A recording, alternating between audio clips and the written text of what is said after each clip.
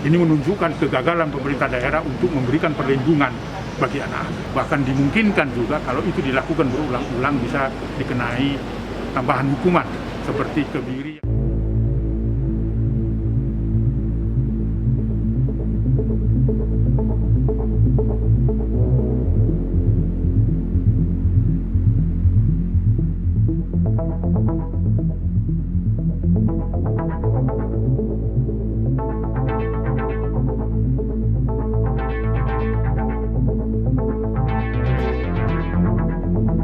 Kita dari Komnas Pak, ya Ibu, seperti telepon tadi malam, ya mohon izin kita mau mendukung si Dede ini supaya nanti kalau apa yang dibutuhkan, ya misalnya apakah medis, perawat kesehatannya atau mungkin sering mimpi, mungkin yang masih dalam dalam ketakutan, nanti tim Komnas Perlindungan Anak ini akan bisa membantu. Nah, ini bisa nggak Ibu misalnya ceritakan bagaimana sih kok bisa tetangga tuh pelaku itu di daerah sini? Iya. Awalnya nih udah nggak main ke situ nih, udah agak lama nggak main ke sana. Terus ada kakak-kakak tuh, dia main sini deh, perempuan.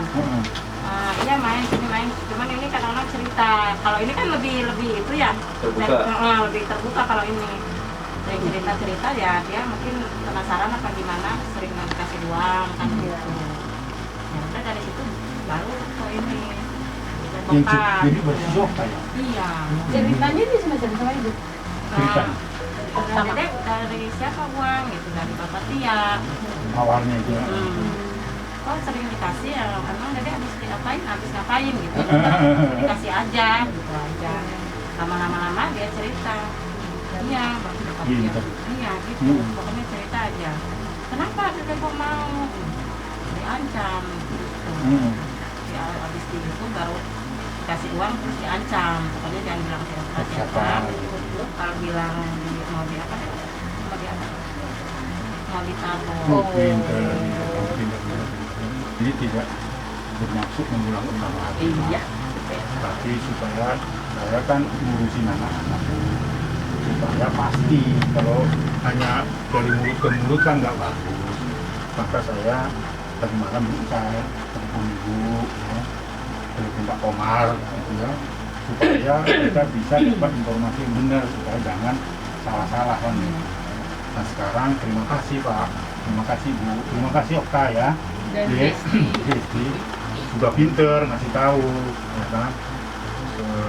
Itu yang kita support, ya. Kita dukung supaya pelaku-pelaku seperti itu juga di daerah-daerah seperti ini Pak, itu satu hati melihatnya dan harus nggak boleh hanya percaya begitu aja, ternyata kan ya, Walaupun baik pernah kesini sering kesini ternyata kan lain jahat.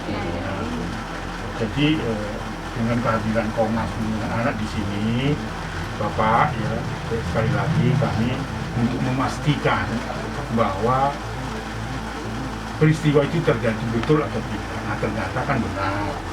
Jadi saya tidak bimbang lagi untuk mendorong supaya pihak kepolisian itu mengurusnya, memproses secara hukum dengan seadil-adilnya.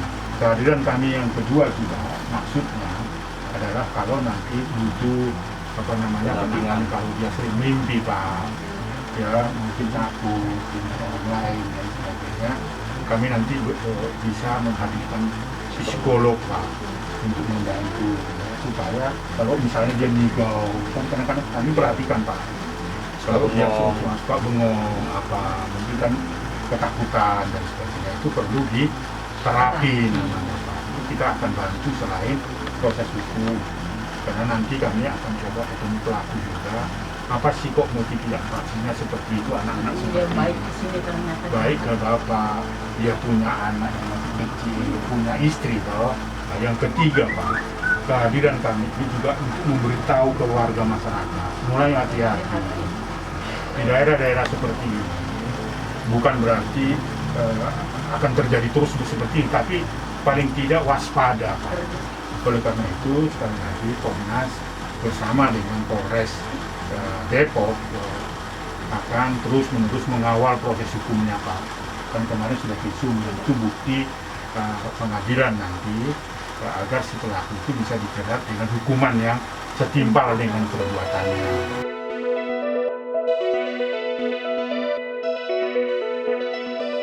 Semangat! Kami Komnas Perlindungan Anak berada di Polres Kota Depok. Sebelumnya juga sudah mengunjungi rumah korban, ya korban daripada pemerkosaan. Dan di Depok ini untuk kesekian kalinya terjadi kasus serupa.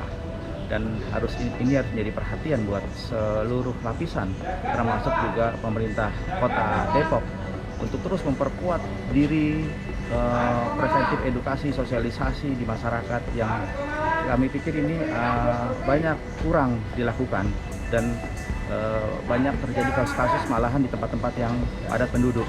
Kami berharap pihak kepolisian memproses kasus ini dan memberikan hukuman yang maksimal pelaku karena dampak yang diakibatkan oleh korban ini sangat luar biasa. Anak-anak umur 6 tahun dan 7 tahun. Semoga kami bisa membantu pihak kepolisian dalam rangka untuk memproses lebih lanjut.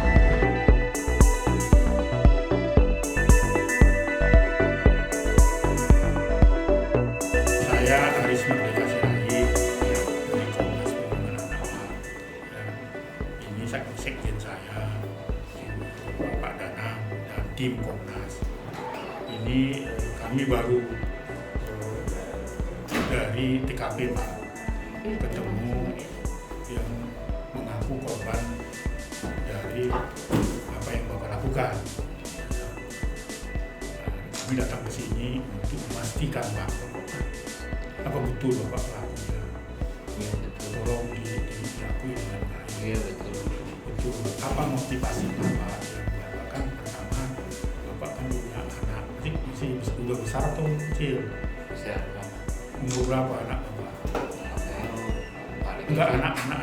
Anak saya Enggak, paling kecil paling kecil umur sekolah SD hampir SMP. SMP. Terus Bapak usia berapa? Saya 59, 56. Di mana? Iya. Punya istri? Punya, Pak. Istri usia berapa Pak?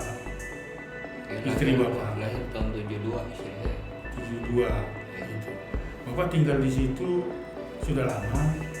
Udah semenjak anak saya kelas 1. Kelas 1 sudah lama di sana. Pekerjaan Bapak apa setiap harinya? Dulunya datang gara-gara corona saya diberhentiin di Oh, jadi yang kerja Ibu sekarang. Iya, Kerja apa Ibu? rumah tangga. Terus motivasi atau yang mendorong Bapak melakukan itu kepada anak-anak itu apa Pak? Saya sering ditinggal istri Pak, jadinya nggak tahu jadi kerasukan saya apa gimana ya nggak tahu juga Pak saya jadinya sering ditinggal minum gitu sama istri saya kan kalau kerja suka minum. Kenapa sasarannya kepada anak-anak itu? Ya pas mungkin yang pas spontan itu pas ada anak kecil main gitu jadi spontan Pak. Caranya bagaimana Bapak itu mengajak anak-anak itu? Ya, dia sering main ke rumah saya kan main TV. Untuk TV terus Ya, jadi bangku aja makanya. Bapak bangku. Ada berapa setiap hari Bapak mengajak anak-anak itu ke rumah? Ya, Setiap hari itu mengajak anak-anak itu ke rumah Bapak. enggak anak-anak masih yang sering pada main ke rumah saya aja, saya nggak ngajak, pada main aja. Emang rumah saya ramai, tempat anak-anak main. Ya ngapain aja mainnya di situ? Bapak kasih apa mainannya? Pada nonton TV aja. Kan di rumah ada TV masing-masing. Kenapa kok bisa tertarik ke rumah Bapak hanya nonton TV? Ada Film setan Bang. Hah? Pada suka film setan. itu caranya Bapak untuk mendatangkan anak-anak itu. Itu Sengaja pada, memutar Iya, itu dikasih supaya itu kan? iya saya nyetel itu kan anak-anak tuh pada suka tuh kalau film setan dia pada datang dia sendiri kan. Nah setelah itu Bapak pangku-pangku. Iya. Bapak sendiri di situ. Bisa berapa orang kalau sekali nonton itu anak-anak datang situ? Ya kadang ada 3 orang, 4 orang gitu. Terus pangku-pangku terus Bapak ajak bagaimana? Coba ceritakan dia. Ya bilang sama dia, saya bilang kalau saya pegang-pegang mau nggak ntar dikasih uang 2.000. Ya mau kan dia. Oke, Bapak pegang-pegang saja. Iya, megang-megang. Di ruangan itu atau Bapak ajak ke kamar? Enggak, di ruangan itu aja. Lebih baik jujur aja seperti tadi semula. Iya, iya. Jujur. Itu kan sampai memasukin juga kan ke kamar kan? Bapak ajak Bapak ke kamar juga. kan? Itu korban yang pertama, Pak. Iya, tadi Bapak Tadi- bilangnya. tadi kan Masih enggak. kosong. jujur Pak. aja. Tadi bilangnya enggak. Enggak, Pak. Itu masih rumah kosong, Pak. Waktu itu, Pak. Iya, di rumah Bapak kan? Tapi Bapak Iya, ajak ke kamar Di rumah kan? Bapak kan? Iya, Pak. Dipanggil ke kamar. Iya. Sama Bapak berarti jujur aja. Iya, Pak. Berarti Bapak sempat masukin karena nggak muat gitu kan? Iya. Terus berapa orang, Pak? Apanya? Yang sudah Bapak Berapa lakukan anak gitu? kepada Cuma beberapa dua Ini saya orang. catat nih. 2 orang aja kalau yang dimasukin. Berapa kali, Pak? 2 kali, yang korban pertama 2 kali, korban kedua 2 kali. Kan itu anak kecil, Pak. Kenapa Bapak bisa tega gitu? Spontan gitu, Pak, makanya saya jadinya gelap matanya, gelap gitu kan udah mana tinggal istri sepi kan. Setelah dipastikan bahwa telah terjadi kejahatan seksual yang dilakukan seorang bapak berinisial T telah melakukan kejahatan seksual terhadap 2 anak. Ini kan sebuah peristiwa yang tidak boleh dibiarkan. Ini menunjukkan kegagalan pemerintah daerah untuk memberikan perlindungan bagi anak. Lalu juga memastikan bahwa pelaku mengakui perbuatannya.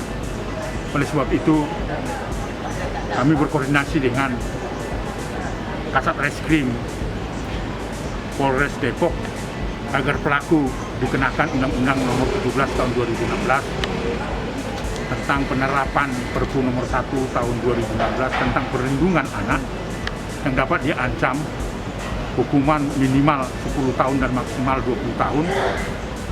Bahkan dimungkinkan juga kalau itu dilakukan berulang-ulang bisa dikenai tambahan hukuman seperti kebiri yang diatur di undang-undang atau diatur dalam peraturan pemerintah nomor 70 tahun 2020.